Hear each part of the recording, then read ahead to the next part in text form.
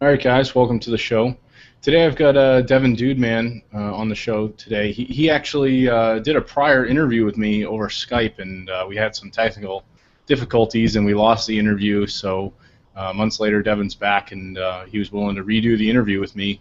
And I guess I found Devon on the Warrior Forum, popular internet marketing forum, and today Devon's kind of share his story, and we're just kind of talk general internet marketing and sort of whatever comes to mind. So I guess if you want to share your story, Devon, you can go ahead. Thanks, John. Uh, as you know or you don't know, my name's Devon Dudeman. I got started and I've been online since 2006. I went serious with internet marketing in 2007. Back then, I was a senior in high school. And how I got started was I actually didn't buy anything. I just started reading a lot, like on the forum. I creeped on the forums. I started doing a lot of Google searches. I guess I'm a bad consumer. I still don't like spending money, um, and that was true with like any kind of biz op stuff or MLM or internet marketing programs or stuff like that. So I was reading a lot about what became known as bum marketing, and basically what this was, for lack of a better term, was basically spamming article directories, because back then, especially 2007, you could still write an article about a specific product or specific service. You could even write a review, anything you wanted to, but you could include affiliate links within the body of the article, and you could also include affiliate links at the bottom in the byline, the resource box. So that's how I made my first $100. That's actually how I made my first $1,000 with internet marketing, was by doing that. I had like 3 or 4 article accounts, and I just wrote a ton of articles, terrible ones. Some of them were just absolutely terrible, so you wonder how they even worked. But yeah, I also did some, for lack of a better term, I was spamming Craigslist as well. I know a lot of people don't like admitting to that, but Right. back then I was only 17 years old, and I was just hustling, so I just kind of focused on those 2 things, and they worked. So that's really how I got started. But in 2009, I believe, actually by 2009, Easing Articles and all the other article directories changed their term of service. They eliminated the use of affiliate links within the body and also the byline, the Yep. resource box. So that's when bum marketing was destroyed. That's when you couldn't do it anymore. So that kind of screwed things up. But at that time, I was also learning enough about like building authority sites and product publishing that I was like, all right, I can bounce back from this. Because essentially it was like overnight that that your entire business essentially is just murdered because of this change. And the money will stop flowing, and the accounts get shut down. 2 of them got shut down. So there, I just started moving into like PPC and affiliate marketing, setting up, writing articles and doing it like the white hat way. I don't know if people are familiar with the difference between white hat, gray hat, and black hat. White hat is where you just produce content and you don't bullshit people, and you're very transparent, and you don't take advantage of people, and you don't try to game the search engines. You play by their rules, and essentially, I guess you're goody two shoes. Gray hat is Yeah. you do that, but if you can bullshit a little something, if you can hype up a little something, and if you can maybe take advantage of someone every once in a while, but you can get away with it, you do it. And black hat is fuck everything. I can swear in this. Fuck everything, fuck everyone. I'm going to do everything I can to make that money. If it means scamming people, I'm going to do it. If it means gaming the search engines, I'm going to do it. You're like the internet gangster. You just hustle and get that money no matter what. Yeah, yeah. Doesn't really matter, basically, is what it comes down to. Mostly spamming tactics, I suppose. Yeah, but it's also just downright defrauding people as well. So. Right. I mean, there's so many like different ways to like look at those 3 categories. Everyone's got a, I think there's even a blog out there called No Hat SEO. Yeah, there's just so many funny things, but so obviously on the SEO topic, like what have you done in terms of like search engines and like what's worked for you in terms of different tactics? what's worked for me is just sticking with the basic on-site and off-site SEO, which is well, I'm talking of noobs, so a lot of people don't know about this. But basically, here's what you do: is you use the Google keyword tool, and if you're going to write an article or you're going to make a movie, you write down some write down some topics about what you're going to talk about, what you're going to write about, and then you write down some title ideas, and then you go to the Google keyword tool, and you do the same kind of research that you would do if you're looking for an exact match domain. But nowadays, exact match domains are worth nothing. Google doesn't care about EMDs anymore. But now you use the keyword tool. I even did this back then to find low competition and high search volume phrases or keywords, and then use those as the titles or the headlines or subheadlines for the article or the video. Does this make sense? Yeah. I mean, this is stuff I'm familiar with, so I know. I know that there was a big hit in the EMD or exact match domain algorithm. I know I've got a couple sites that are actually using that. I'm using exact match keywords in the domain.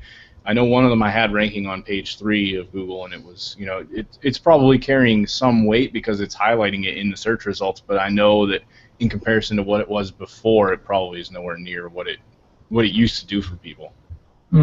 Well, I was also talking about using the keyword tool to find high search volume phrases that you use as the titles for the content that you're producing.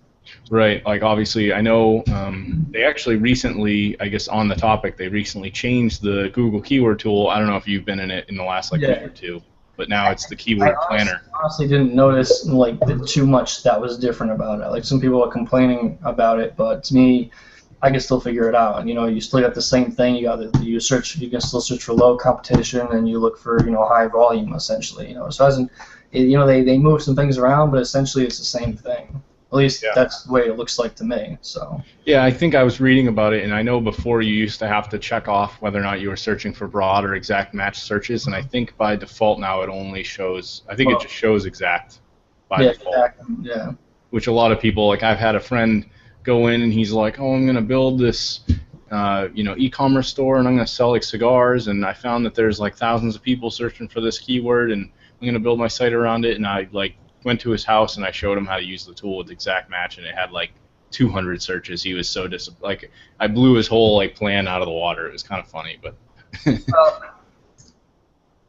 Yes and no. I mean, 200. Sure, that's low, but remember that's approximate. It's not exact, and that's like the average. So, true, and it's only organic, So there are people that are interested in that stuff. So actually, I'll get into this later, but that's exactly like the kind of strategy that you want to do nowadays. You want to focus on verticals, or actual niche, like I'm going to be getting ahead of myself, but I guess okay. Like make money online or online business is not a niche; it's a market. Martial arts is not a niche; it's a market. Those martial arts is very broad. There's jiu-jitsu, there's mixed martial arts, and even mixed martial arts can be broken down into weight classes like welterweight, featherweight, middleweight, heavyweight. Those are verticals. Those are niches, not the broad spectrum. Even something like freestyle motocross. As that's still kind of broad because, is it advanced freestyle motocross for, professional riders, or is it like for noobs and beginners who are interested in getting involved with it? So now more than ever, I think it's important that you have to really try to break it down into an actual vertical market, an actual niche. And it seems like a lot of people, even veterans, seem to get that wrong. But definitely a lot of noobs get that wrong. Like they'll say, well, I want to do gardening. And it's like gardening's not a vertical, it's not a niche. Petunia gardening, that's a vertical, that's a niche. Yeah. So, sorry, I think I interrupted you when I went in with that. No, I mean, this is kind of. I mean, I've had several people on the show already who've they've built out these niche websites, and that's how they're actually able to profit online because one of the guys, he talked about how his articles, what he does is he just uses, he'll write articles and then he'll put in, like, kind of sprinkle in the, like, longer tail keywords, like those very, very specific things people might be looking for, and then he'll just write his content around that and target those lower end searches because, eventually it will bring in traffic. And I've seen that myself from writing articles. Like, you'll be surprised, like, you go look at your Google Analytics and you can see, like, okay, here are all the terms that my site's being found for, and I see stuff that, what mostly happens is the longer articles, like stuff that I'll, like, really put some content into, like maybe 1,000 words plus, it'll get found for all kinds of, like, long tail, very longer search phrases. Yeah, exactly. And that was like what I was talking about with using the keyword tool to create those titles and to base your content around those searches, because they will attract traffic that way, and you'll rank higher when people search for those phrases, in the results, because you can have videos, pages rank, not sites. You know what I mean? So yeah. And yeah, I remember now. Sorry, I just had a senior moment. To your friend, about the cigar business, he should be working with that. Just because you might not get a lot of organic searches, per se, like thousands, and it's low competition, like it's a super secret niche, doesn't mean that he shouldn't pursue it. Not sure, it might not be as big of a market, but he should totally stick with what he was going to do. And maybe he starts off smaller, he doesn't try to go so big right off the bat. You know what I mean? Right. I mean, there's obviously lots of opportunity out there to really dig into specific things, and if you're writing good content, then it's just kind of a given that Google will hopefully pick up on it if what you're putting out there is actually useful. Not all the time. I mean, that is the funny thing, because, like, if you've ever watched what's his name? I forget, the guy who's he's the Google anti-spam dude. I have his name in my tongue. Matt Cutts. Matt Cutts. That's it. When he does his videos on, like, the webmaster tools, and he's talking about, like, how to rank, he pretty much just says, "Oh, you just produce content and Google will take care of it for you." And it's like, no, that's so vague, that's so generalized. Like, you think someone working for Google would be a little more specific about that.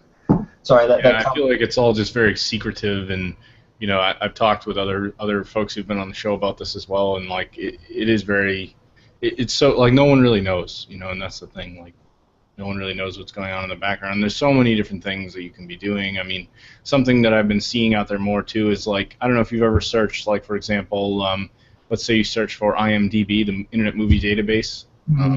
The search results for those sites actually show, like, star ratings, and you can see, like, movie title information, and just, like, it'll give you, like, a very, like, specific set of content. And there's a website called schema.org, and you can use that for, they call it schema markup. So you can have, like, articles or reviews or, like, actual physical products, like with dollar amounts, like e-commerce stores. You can have, like, all these things highlighted, so in the search results it'll show, like, a star rating 1 to 5, like what was this product rated or what was this product review rated, and it'll give it that much more juice in the search engine. So there's, like, all these little things that there's just so much that it seems like they're doing and adding, and a lot of people, I feel like, don't even look into some of those things. Yes, you got to do both. I mean, like, a lot of people, again, seem to, like, focus so much on, like, trying to rank number one for anything, as if, like, if you rank number one on Google, then you're gonna have thousands of, like, roaring fans that are gonna flock to your site, and that's only half true at best. You know what I mean? So you have to diversify with your marketing mix. You can't just, and this is not just to you, this is to the audience as well, is you shouldn't sweat it so much even if you don't rank number one or even on the first page. Now social media marketing, for example, is like the new SEO. People are much more engaged now, so it's all about engagement, and it should be content driven. Producing videos, producing articles, interviews like what we're doing right here, which is technically a video, but yeah. And you can try to worry about SEO, but for me, my opinion is that you should only focus on, like, the basics. Like Devon Dudeman is an excellent keyword. So someone types in Devon Dudeman, then this will pop up probably. this interview after in only a short time, especially if you drop in like Jamie Lewis too, so link baiting it, sure, that's going to help with the organic rankings, but you'll get more traffic from you probably just sharing this with your Facebook friends or even me, Right. for example, because it's all about engagement, and even if you rank like number one for even a high volume key phrase keyword, the traffic that you will get is not targeted anyway. It's usually, even if they're searching for that specific keyword, it's usually very cold traffic. Does that make sense? So Yeah, I mean, I guess what I'm saying is I think people put way too much stock into like pleasing Google and trying to rank high enough that they can get organic traffic through like Google, and if they don't do it, then they think like they're fucked, and right. that's just not the case anymore. I mean, if you have money, then just do PPC. That is super targeted, or even do like solo ads. Again, if you have, that's another paid traffic source. If you have money, now I understand a lot of people getting started don't have a lot of money. They might have like $100 to invest in like, domains and hosting, and a graphic designer on like Fiverr or somewhere else to get like their site looking decent, and that's all they have is they have to be content driven because they can't do any paid advertising. You know what I mean?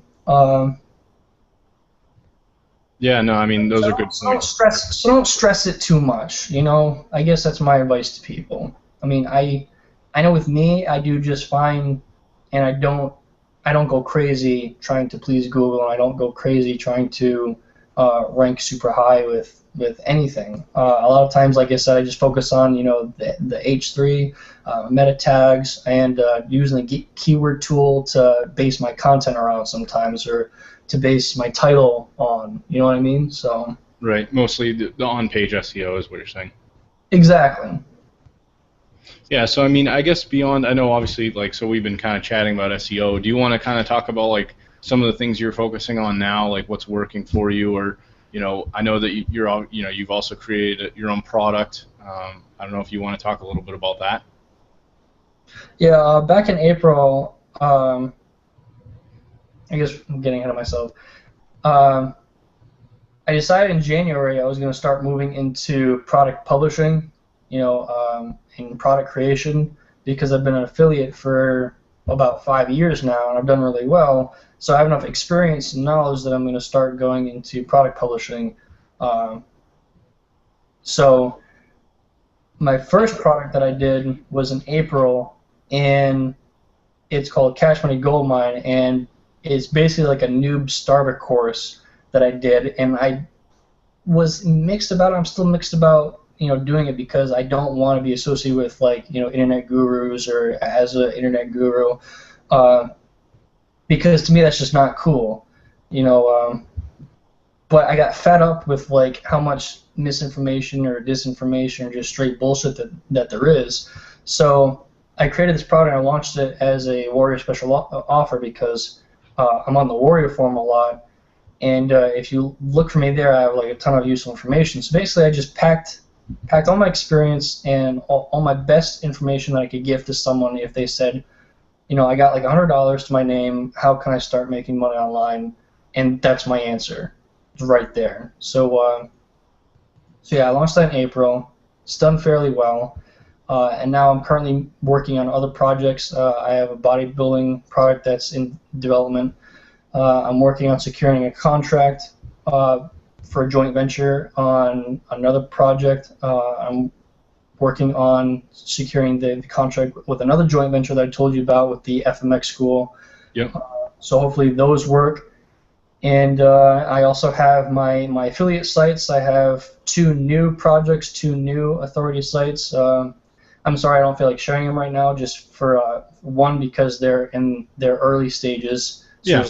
There's not a terrible amount of content there, and 2, for competition purposes, just in case anyone is like, oh shit, that's really cool, I'm gonna try to copycat that. Yeah.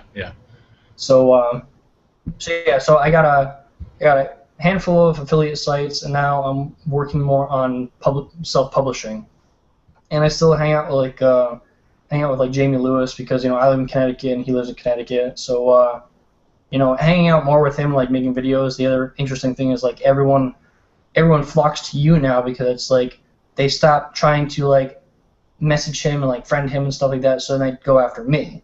So then they're asking me like, how do I do this? How can I get started? Or are you a millionaire? And can I be your friend? It's like, no, I'm not a millionaire. I do very well, but no, I'm not a millionaire. And yes, we are good friends, but stop trying to dick ride me. Right. Yeah. I mean that's cool because I mean at least like you have that connection with Jamie, because I know he's done really well. Like I've seen his like landing pages for his own course and stuff. What is it? The I Am with Jamie. Yep. But my girlfriend's cracking up over here at at your commentary here. Yeah, I do swear a little bit. Yeah, no, I mean I kind of really like. It's funny because on iTunes you can tell it like whether or not you have swears in the show, and I've had a few people like throw a few out there, and I'm kind of just like letting it slide for the moment. I don't have like my viewership is still like relatively low, like it's building and building, but it's not like I haven't had any complaints or anyone really say anything, so I guess I'll kind of take it as it is, and if it becomes a problem, then I'll just set my show to explicit, whatever. Yeah. People, I know that like just on the topic, like I know Pat Flynn has talked about on his show, like he had a guest on, and he was like, you could hear like the swears were like muted out, like he like had to go and edit the show and erase them, but he doesn't allow them because he's got like kids that like like listen to it, like kids that are in like high school and stuff, and really young kids that listen to it. Yeah. I mean, I guess it's funny because I guess I'll take it as it comes if I get to that point. And I have, I don't want people leaving a negative review. Oh, I listened to this one review and this guy just kept swearing, like, but whatever, like we're really all adults here, Exactly. Yeah. So anyway, where to next? So yeah, that's what I'm like doing now. And talked a little about Cash Money Gold Mine and doing that. So, what else would you like to know? What else do you think your audience? Because I think a lot of your audience too are a lot of noobs. So, like we. Yeah, I mean, I've had a lot of guys as guests on the show, but I mean, really, like a lot of the different people I've had on, like people of all kinds. I mean, I have someone that's scheduled in a couple weeks that like I feel like wouldn't even like I would never see them like going and marketing on the Warrior Forum. That's just like not who they are. But it's like a range of different people. I figured the more value I can provide to the people that are listening, then the better it's going to be. I mean, if you want to talk about, and I know we talked a little bit about this before we started, was you recently ran some tests yourself using Craigslist marketing. Obviously, you did it years ago and had success, but now you tried some strategies that you had other, you said that Jamie was trying and he thought it worked, but you tried it yourself, you spent hours, didn't work. Ever since about 2009, because it really was like when, the article directors dropped the bomb, and even like 2009, there seemed to be like a huge war on affiliate marketing. Like, so everyone across the board was like cracking down against like spammers or just even affiliate marketing. And there was a lot of even talk back then, I think, about 2009. There's a lot of talk about affiliate marketing being killed, because everyone was like cracking down on it across the board. So even Craigslist did this too, and ever since like 2008, 2009, I was like, all right, this is just a waste of time, and you shouldn't do it. But I still ran people that are like, you should do this, you should do Craigslist marketing, you should be posting ads there, blah blah blah blah blah. And ever since then I've been like, no, that's bullshit, it doesn't work. So knock it off. Plus, it's against their terms of service now explicitly. Like, it really wasn't back then. You could just be like, well, then no one really said this is illegal. Just if it annoys someone, then, fuck them. Because, spam's not really illegal anyway, so it's just whatever. Now, so even back then, they made it clear, like, if you're posting affiliate links or you're just trying to promote anything that you don't physically have yourself or in the incorrect section, yeah, then you're breaking Craigslist terms of service. So it's like, all right, fine. I'm not going to waste my time with that. I got bigger and better things to do anyway. But I still ran into people that kept doing it. And this was this is very recent because I've been on Jamie's webinars a lot lately as a guest instructor, and he was talking. And I'm sorry, Jamie, if you see this or anyone else, for what I'm about to say. But he was telling people to basically, spam Craigslist and how to do it without dropping affiliate links. And basically, what it amounted to was, going to a section, finding an offer, going to a section, and writing an ad saying, basically, employment is apparently something that's good, and especially because everyone goes to Craigslist to search for employment. So you're spamming the gigs because now they chart. Again, one of their measures that Craigslist did is that if you're offering work, you actually have to pay for it. It's like $25, $30 for a listing, depending on where it is too. But anyway, so you have to spam the gig section, which doesn't make any sense for one. And you write the ad. So he's talking about how he demonstrated writing an ad for it, and then reply to this ad if interested, and then using the redirection that Craigslist does with your account and your email, set up an autoresponder, set up the vacation setting, the vacation mail, so that when someone emails you, they get that reply back. You know what I mean? Right. I know that it's got like that. So you set the vacation reply to auto-respond with, thank you for applying to my Craigslist ad. This is X, Y, and Z, and go to, here's the affiliate link. So the affiliate link is in the email. So that's the little tactic. And I was like, dude, that's not going to work. That's bullshit. And he was like, you don't know what you're talking about, blah, blah, blah, blah, blah, blah, blah, and stick with it. So I was like, all right, I'm going to try this, and then I'm going to show it to you. So, and this was about 2 weeks ago. So like last week, this is very recent, I decided to do it. So I use that strategy exactly in employment, in BizOp, and like World of Warcraft gold guides. So it was like 3 or 4 different products that I tried. And I took it seriously. It's not like I just sabotaged it to make it deliberately not work. I was like, all right, let's see if he's full of shit, essentially. Right, you followed the guidelines to exactly what he told you. Exactly.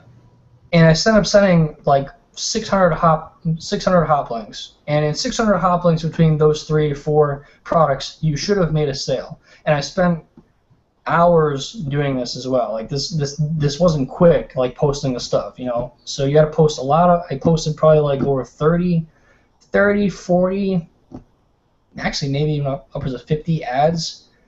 Spent probably like 12 plus hours doing it and made 0, as I thought I would, even with that traffic. And to me, that's enough evidence right there to support my position as before of that is bullshit. Don't try to spam or game Craigslist for the traffic, because it doesn't work for one.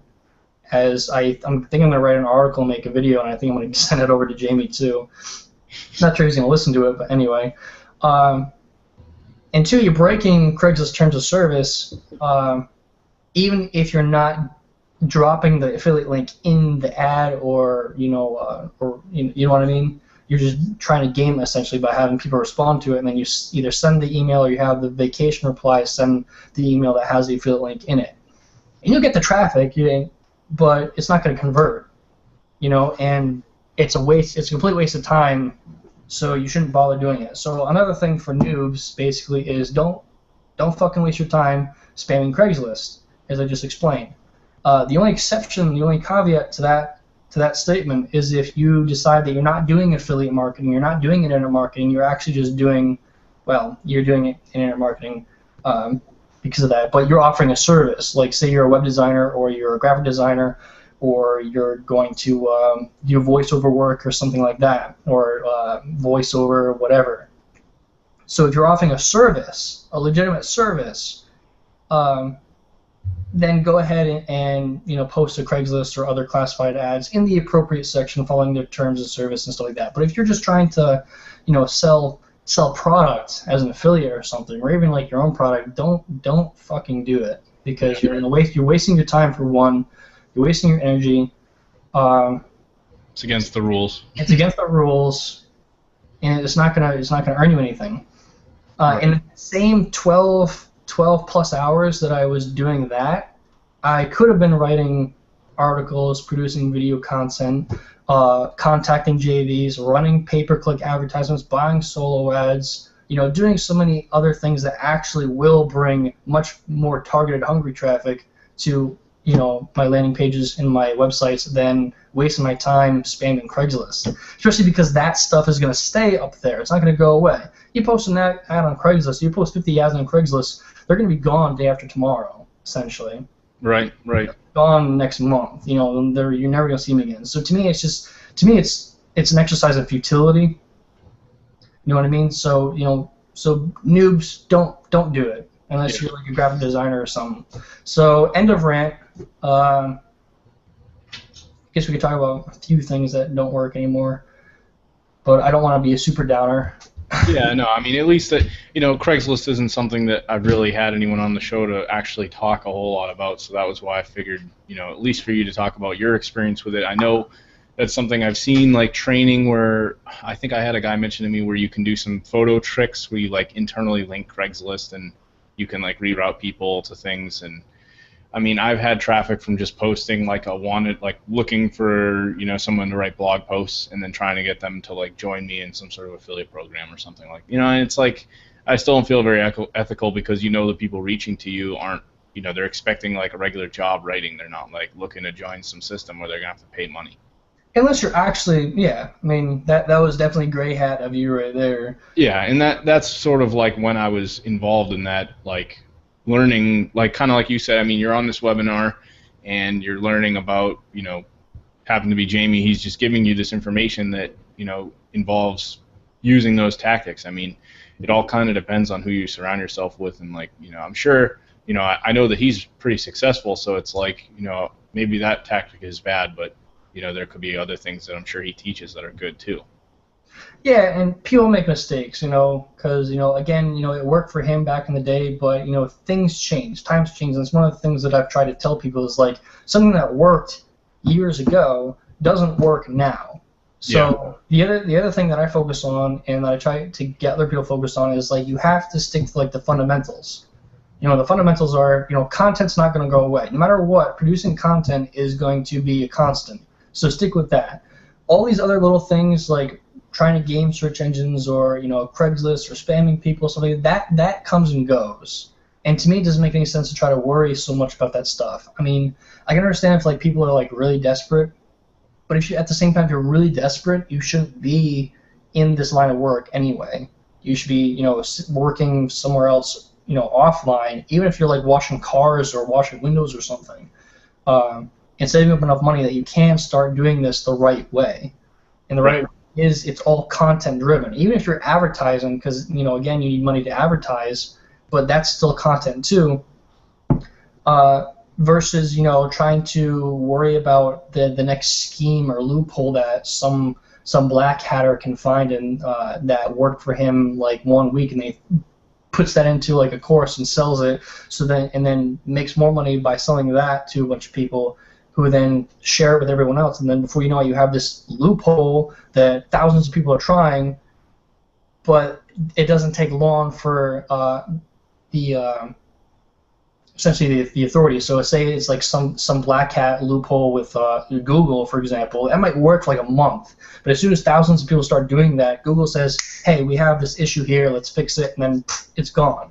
Right. You know what I mean? So focus on the fundamentals, which is, content marketing, inbound marketing. It's all very white hat. I mean, you can go gray hat, but like a lot of the black hat stuff, especially when it comes to like gaming stuff or spamming, it seems to be futile. It seems to be like not the best way to use your resources anyway. Like, I remember looking at like how spammers like actually like spend so much time and energy with like all the stuff, and it's like with all the amount of time and energy you spend on that stuff doing like the loopholes and everything, you could just be focusing on actually doing it the right way. You know what I mean? Right.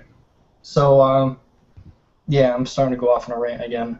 Yeah, no, it's all good, man. I mean, you have valid points. I mean, people need to if you're going to get involved in this line of work in general, internet marketing, online marketing, I mean, you got to focus and at least find something that, granted that there are things out there that might not be very, that they'll be more in the black hat, the gray hat areas, but I guess it's all in what you get into and what seems to be working for you. I mean, I've talked to people that I know they've admitted of doing those unethical things when they were like younger, they were 17 or 18, but they felt bad about it and later on decided that they knew they needed to change their way and do something different, Yeah. I mean, I guess it's all in perspective. Like, I feel like for me, it's kind of been depending on who I surrounded myself with online, who I started to learn from. Because, I mean, you could sit here night after night listening to these webinars or reading training and learning about tactics that involve, like, doing things that are kind of like, just borderline unethical, or they just don't seem like very, like, I've learned, like, for one example, I know that one of the things that I was taught at one point was to join these Facebook groups. And I've actually, I joined like hundreds of these groups, and I was told to go get like a scheduling program where you could like automate, and post to all these groups at once over a period of time. And I had someone literally tell me that, like they're not in internet marketing, they were just on my friends list. They told me every time I posted to the groups, it spammed their wall feed because they would see like me posting to each group at like hundreds at a time. And it actually froze their Facebook wall feed on their iPhone and crashed their Facebook application. So she came to me saying like, oh my God, are you gonna keep doing that? Because it's crashing my phone. And I actually was following a tactic where I was like trying to put out like quotes and positive things instead of spamming like some sort of affiliate link.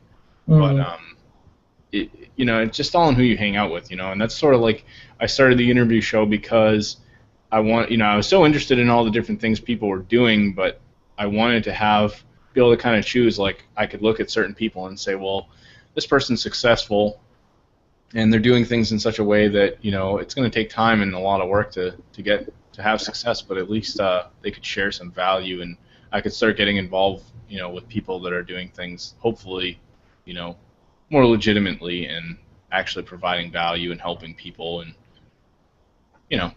Yeah, and this is neat too because with you on Voices of Marketing, a lot of your content is these interviews. So it's kind of cool because it's similar to the product review model, where you get access to our brains. You get to pick our brains for a little bit, and so does your audience. In the same way that someone that does a review site gets free access to all these different online marketing and BizDot programs to review, and then their audience gets to see inside of these programs to see if they're really worthwhile, the legitimate ones that actually do real reviews and not just these testimonials or whatever. And you as the owner get to have a sneak peek, and so you get to learn some things that you might not have known before either. So I don't know, that's kind of neat. Right. I mean, even for you, like, what if I decided, like, in a week from now, like, I see something about Craigslist, and then I decide, like, oh, this sounds cool, and maybe, now that I've learned this from you, like, now I'm going to, obviously I have more of a deciding factor whether or not I should try those tactics myself if I'm going to be promoting something, because obviously it didn't work for you, and like you said, yeah, it's cool. Like, some of the people I've had on, I know are doing really well, developing products or, just in general, making good money and having success. Building brands for themselves and websites, whatnot, and being able to like talk to them and like get to know them. Everyone's got different opinions on different things. People all do different things, but that's what's so cool, like how people have had success in different avenues and what's working for them. But yeah, I mean, I don't know how you're doing for time. I know we're like pushing a little over 2 o'clock here. I think we've been on for about 40 minutes. Do you want to keep going or? Yeah, we can keep going. I don't know if you have any more questions, or I can just, I guess, start lecturing. I guess on. I guess I could talk about. I guess if you want to ask some questions, that's fine. But I guess I can help out the noobs that might be watching this, because I was thinking about some objections that have come up before. Like, for example, a lot of people will be like, well, yeah, this sounds cool, dude, man, but I don't have any skills. I'm not really good with anything, because So how do I find it? How do I find a niche when I really don't know too much and I don't have like any specialties or any like special skills and stuff like that? But so I can segue into that a little bit later if you have any more questions that you want to Yeah, I ask. mean, if you want to talk a little bit about, I know you mentioned before we started the interview, like you commonly have people coming to you quite often asking like what's working or like what can I do to get started, A lot of like where should I go, like what kind of advice, like say I'm just I'm a regular dude and I'm brand new, I've just found the Warrior Forum and I'm so interested in making money online, like what kind of advice do you give to those people that reach out to you? First, get the idea out of your head that that you're going to make a lot of money, first of all, really quickly, and two, with very little amount of work. I mean, this entire industry has been poisoned by a bunch of scam artists that don't do anything but try to peddle these kind of schemes. And it's irritating to professionals like me that know better for one and for two end up getting a bad reputation just by being associated with these other people just because it's in the same line of work, essentially. Two, you need to understand the fundamentals. The fundamentals are basically that you need to be disciplined and you need to be persistent with this. At the end of the day, you can read everything, you can watch anything, but if you don't actually put in some fucking work, you're not going to get anywhere. Two, you need to be really honest with yourself about what you're trying to accomplish, who your audience is going to be, what kind of business model you want to pursue. So on that note, a lot of people will be like, well, like I said before, that sounds cool, but I don't know where to start, and I'm not really good at anything, so I can't really publish a product myself, and that's fine. You basically become an affiliate marketer in the sense that the content that you create is going to be has to be geared in a way or slanted in a way that you are not the expert. You're someone who might be curious about it, or let's say you decide that you don't really know anything, but you are interested in becoming more confident or talking to women or something because you're more introverted and you would like to become more extroverted and you haven't gone on too many dates, now you're in college. So you decide that I'm going to start a blog documenting my life at college at Ohio State or whatever. Right. And the content that you would do is basically, you could decide it's going to be blog style, and you're going to create some videos, and you decide that you have to be transparent because you have to you want to focus on other guys who are going to college, for example, that want to do the same thing. They want to get the most out of like the college experience, and they want to. And I'm just pulling this out of my head, but it's working so far. Who want to become more extroverted and want to enjoy college, and want to get with more women or whatever. So it's not so much like a pickup artist thing, and you're not the expert. You make it clear that you're not an expert. You're just this guy who has these wants and desires and knows that there are other guys like you that have the same wants and desires. So you guys are going to help each other out basically on this. So you share that information. So you could do interviews, for example, with other pickup artists or even guys that you might even know that are like wicked good. Like everyone knows that guy that's like super good at like picking up chicks or whatever. Or everyone knows that guy that's been in this wicked long relationships. You get all this stuff. Or you might have, so you can do the same kind of thing where like you're interviewing people, you're picking their brains. You do videos. You could do case studies where you try for like a month that you're going to do X, Y, and Z or whatever. Do you know what I mean? So you produce all this content that's geared towards a specific audience, and you try to build your list of subscribers, and then you can start offering things. And even while you're learning things, you could create paid products such as like a paid newsletter.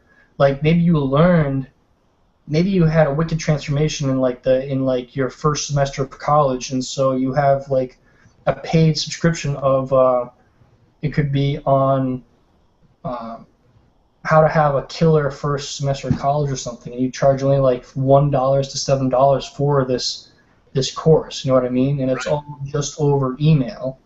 You know what I mean? So that's Right, so something. you're more saying, based off like, something that you may have learned or you have experience with. I mean, I know like in my case, like I started out kind of building WordPress sites and I knew I needed a website, so I just taught myself and then I learned all about it. So like that's a skill that I could now, maybe get work with or, maybe even make a course or whatever the case, like, so I think that's kind of where you're going with it, right? Yeah, I mean, I was going on the fundamentals, and then I elaborated a little bit on this one, where a lot of people are like, well, I don't know anything, and I don't have any skills, so they have a hard time producing content. They have a hard time deciding on like a specific niche, and that's where you don't have to be an expert, like I say. You can just be kind of like a marketer who generates content that's geared to a specific person, and you don't have to come across as like I know it all about this. I'm like the super expert, and I got like 2 degrees or whatever, or I've have all these credentials. You can just be this guy who's wicked transparent, who has these goals, and like is targeting this specific group of people, and then gets to know them, and connects with them, and then can make money that way and build an audience. You might even build a fan base doing shit like that. That's how a lot of people. If you look at any like YouTube channel that has a lot of views and followers and subscribers, any of like the YouTube stars, that's pretty much how they started. They just pick something that they're really interested in. They make all these videos, and then before you know it, people start sharing them, and that's any YouTube star. It's a perfect example of someone that just uses content marketing to get to where they are. Right. I could think of a good example. I know one particular couple that's really popular. You may or may not have seen their videos, but the prank versus prank videos. There's a couple, Jesse and Gianna. They started out by like they video recorded of them pranking each other, like waking the other person up, like doing some prank, and then they just started by doing like more and more of those videos. And there's a couple couples that do that, and their videos are like really, really popular because people love that stuff. And then on top of that, they started doing these like vlogs where they like record their like life events, and it's just like very normal, whatever stuff. They're a little more like lengthy, whereas the prank stuff is very like dive right into that particular content. But you could do that with like anything. Yeah, and on the fundamentals, because that's what I was talking about. So say, hypothetically speaking, if you're like this noob who's coming to me, those are great examples of what it means to be persistent. Because a lot of people have this idea, especially noobs, that they're gonna make a shit ton of money, overnight or within a week or something, or just because the internet, things happen fast because it's the internet, and that's just complete utter bullshit.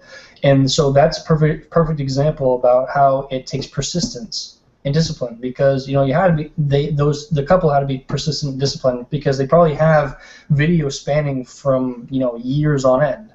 Yep. Like at least one, if not 2 years or 3 years of them producing videos, and now they're really popular with lots of views, lots of subscribers, and now they're making a lot of money to where they probably don't have to work anymore because that's all they do. But it didn't start that way. It started out just like any other YouTube channel with no one listening to them, and not even sure if like they're doing the right thing, or if this is ever going to work, or even if this is going to become anything, and then just keep plugging away, and before you know it, there they are. So you have to be, like I say, to be disciplined. You have to be persistent. You actually have to do fucking work. You have to pick one niche, like I said before, one vertical market and one project. So I gave one example with like the introverted guy who's going into college, but a lot of people like, for example, video games. So you could do something with video games, but again, you want to be specific. Like some people are into like World of Warcraft, for example. I guess that's still popular. So you could get screen capture software that's really good and start recording your gameplay on World of Warcraft, and you can just post that to a YouTube channel and post that to a website that is very specific. It could be all about, I don't know, they got those classes of like different characters or whatever. Right, you could niche down inside of it, and people will start. To be like really vertical, it could be like how to be a wicked good wizard or whatever. You know what I mean? Right. Yeah. So that's what you got to do. So disciplined, persistent, one product, one project, one niche, one actual vertical niche, and you do need technical skills. That comes as a shock to a lot of people. You either need a budget where you can outsource your work, or you need to actually have the skills to do the work. You need to be able to write. A lot of people, a lot of content is still very much text-based, articles and stuff like that. Now video is becoming up, but again, you have to be able to read and write and speak English or whatever language that is native to you very well enough that is entertaining and educational and isn't going to make people, look at you and think that you're an idiot. Yeah. And that ties into another thing, because the one thing that irritates me as well is when you have people who are like from Spain or Europe or Asia or India or anywhere outside of the United States, especially non-English speaking countries, and they want to try competing with us who are native English speakers. It's like, I have to explain this a lot, like on the forum. It's like, and it gets irritating. Like there's times I've like kind of yelled at people on the forum because it's like, I'm not going to make a Chinese blog and try to cater to the Chinese market. I don't speak Chinese. I don't know anything about the Chinese culture. So why the fuck are you trying to come into us, the U.S., with a .com and trying to, cater to English-speaking Americans? That doesn't make any sense. If you're from China, there are Chinese websites. Stick to that. You can focus on the same marketing strategies, focus on maybe a slightly different niche, but cater to your country, your native tongue. That's where you're going to be strongest at. Like I said, I'm not going to try a Spanish blog. I don't speak Spanish. I can kind of speak German, but I don't know anything about German culture, so I'm not going to start a German website or a German YouTube channel. That's just nonsensical. So anytime I see someone who's like from India and wants to try to cater to English-speaking population, that's just like, you're shooting yourself in the head. You just, because you're setting yourself up for failure. It doesn't make any sense. You know what I mean? Right. I say that a lot. Everyone thinks like they have to have a .com, or everyone thinks that they have to have like be this expert. Everyone thinks that they have to,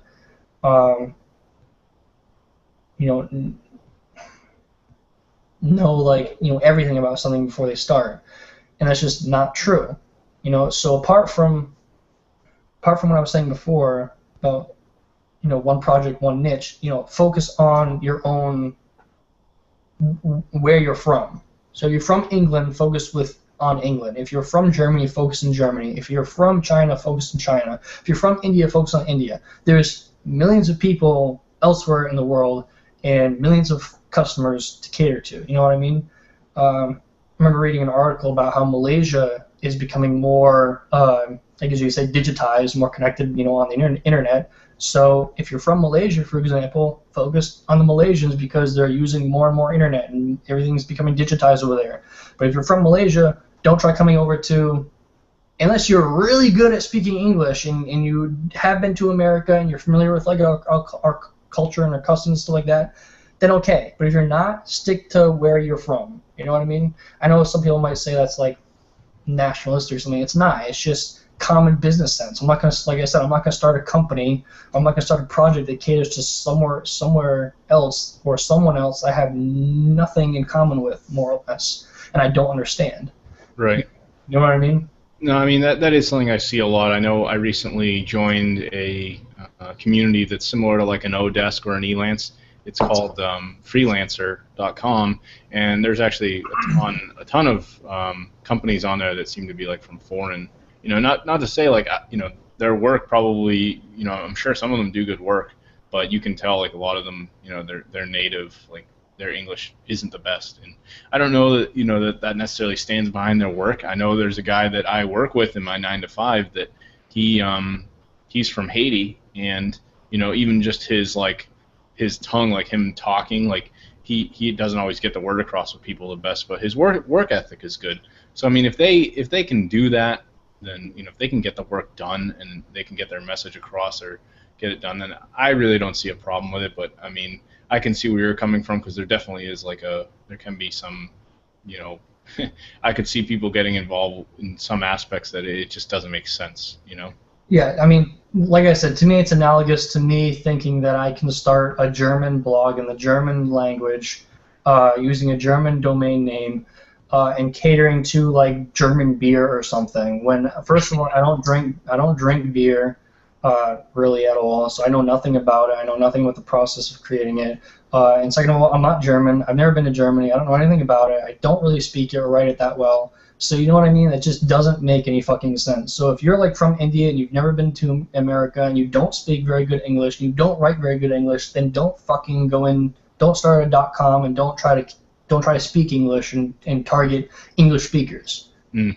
You know what I mean? Just stick with there. You know what I mean? But you have to play to your strengths. That's the other fundamental. You have to play to your strengths. So, like I said, if you're I think that's in line with like your strengths. Some people are really, really good at writing, for example. So that's all they do. Like all their content is just written.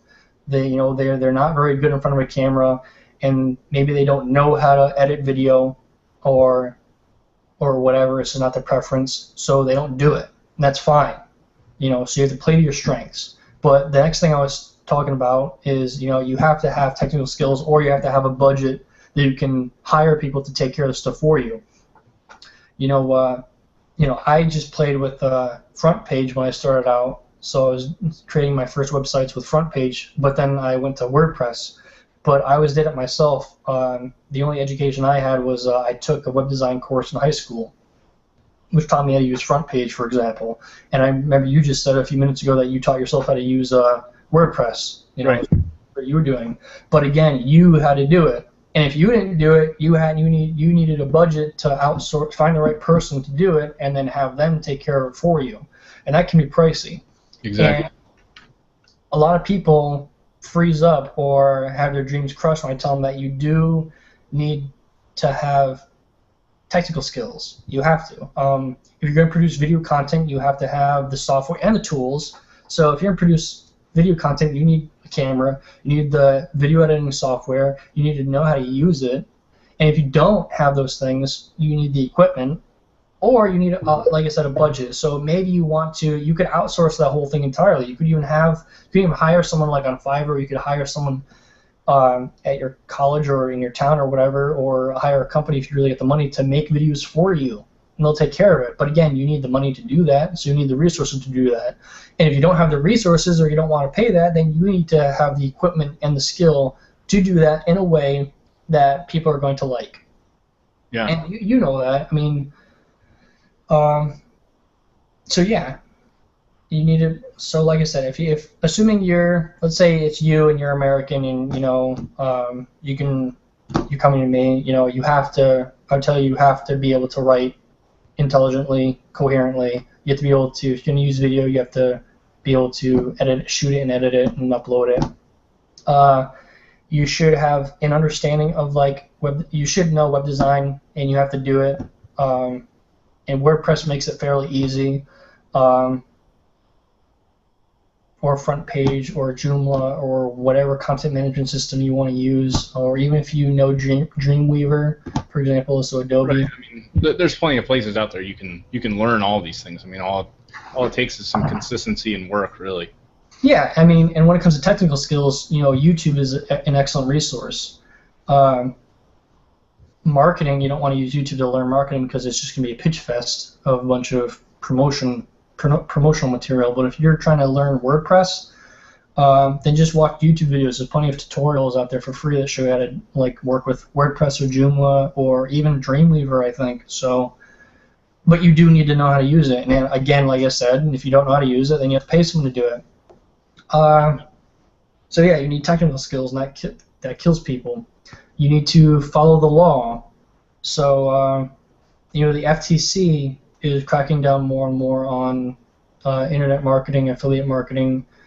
By letter of the law, and I explain this to people, by letter of the law, you're supposed to disclose if you're going to promote anything, if you're going to be affiliated with anyone, you're supposed to disclose that on every page, in every email that you send as well. It's supposed to be like at the bottom, it's supposed to be a disclaimer that says, Voices of Marketing receives compensation for promoting several programs or products that we endorse, or it might even be we do not endorse anything, but if you click on a link on Voices of Marketing and purchase something, Voices of Marketing may or may not receive compensation for that. So by letter of the law, you're supposed to disclose that. Now, a lot of people don't bother doing with it. I equate it to, especially on like the webinars that I do, I equate it to traffic laws, so like speed limits. Yep. Most people don't really pay attention to them because they're ridiculous. But if you're ever pulled over, for example, then they're going to be like, well, you're doing 20, because the speed limit says, the law says it's 25 miles an hour, but everyone does 40. And it's the same thing with that. A lot of people don't disclose the affiliate disclaimers. But if the FTC ever came after you, you'd be fucked, because they would say, well, this law says you have to disclose this, and you're not disclosing this, so we're gonna fuck you even more than we would if you did. Okay. Yeah, I mean, I think really, obviously everything you're stating makes sense, and that's something good to know too. I know, like for niche sites, like I have like a privacy policy on one of my sites that kind of goes into detail, like, okay, we need to have, we may be selling ClickBank products here, Google advertising might be here, kind of just like a general like outline of all that stuff. Yeah. But even like you said too, like just going back to the original topic on hand, like it just makes sense, like focus on one thing, start learning about something that you're interested in, and focus on that. If you want to do video marketing, if you want to get into like building websites. I just talked to someone before we jumped on this call, like, he just released his own product, but he doesn't know how to do WordPress. So I'm teaming up with him to help him create a membership site. And, I have skill, like he's found something that works for him and makes him money. And now he wants to work with me because I have something that he needs. And now we can like kind of partner up and work together on it. And my skills can shine in one place and his skills can shine in another. So, I mean, that's good too. Like you mentioned earlier, you have JVs that you reach out to for your stuff. And obviously, you have people like Jamie that you're able to like learn from, and I think all that stuff is really helpful too, to like reach out and build relationships with people. Yeah, exactly. The other point that I wanted to make on that, especially to the noobs, is that when you choose a niche, you have to base it on, first of all, what your skills, interests, and talents and certifications, whatever, it has to be based on you more than what is quote-unquote popular or might be really doing well, or what market's huge. And this is why a lot of people decide that they're going to flock to internet marketing or BizOp or MLM when they don't know fucking anything about it. Because it seems really attractive, it seems really big, it seems really huge, and it seems like that's where all the money is, and that's just not true. So like I said, now more than ever, you have to become very, very specific. You have to pigeonhole yourself into a specific niche market or vertical market, and you have to cater to a specific audience. So you have to. I typically tell people that you have to write down, and yes, write down, what degrees you have, what education you have, what kind of experiences have you had, what your interests in, and then really see if there's any alignment, congruency with you yourself and your knowledge and your intellectual capital, as I call it, and what the market wants. So you have to do research to see if there's any demand for what you have, what you know, and if there isn't, you need to start learning something. You know what I mean? Yeah, it makes sense. You don't just jump into something, especially a giant monolithic industry like internet marketing, just because there seems to be a lot of money in that. You know what I mean? Right. So yeah, I mean I don't advocate following your passion, because following your passion is a surefire way to, end up a starving artist, which is why I advocate like both and approach, I guess you could say, where you have to do the research to find out what is actually available, what is actually in demand, what do people actually want, and also on like your interests and talents and skills and certifications, and see if there's any congruency between the two, and then go with that. Right, makes sense. But So, yeah, man. I know I think we're a little over an hour now. I suppose we could probably wrap this up. I think we've shared. There's been tons of information and kind of just like general value in this episode. So, I guess for anyone that's looking to find you, I know your website is just devondudeman.com, right? yeah, it's just my personal blog. There are no commercial offers there, so it's just my little home base, I suppose, where I just a lot of it's just like philosophical thought or like current events or how I'm doing and stuff like that. So yeah, you can check me out there. You can follow me there. You can find me on Facebook. I'm not hard to find. You type in Devon Dudeman and you'll find me like everywhere. Cool. So, yeah. Yeah. I'll put in a link in the show notes to your blog, and then obviously I know we briefly kind of talked about your Cash Money Gold Mine. I'll put up a link to that. And yeah, I remember we talked before because we ran out of time last time too, even though that interview never got recorded or whatever. Yeah. About if you want me back on in the future on like a more specific topic, then just let me know and we'll try to. Yeah, get that. definitely. I mean, like obviously, you've been doing this for years, so we've in this. I know we kind of like dabbled in like general topics and like picking a niche and like diving in, but I definitely if anything particular you'd like to talk about, we could do that again in the future. That'd be cool. All right, cool. All right, man. Well, I'll talk to you later, and thanks for having you on. Thank you for having me, John. It's been a pleasure. Yep. Bye. Bye.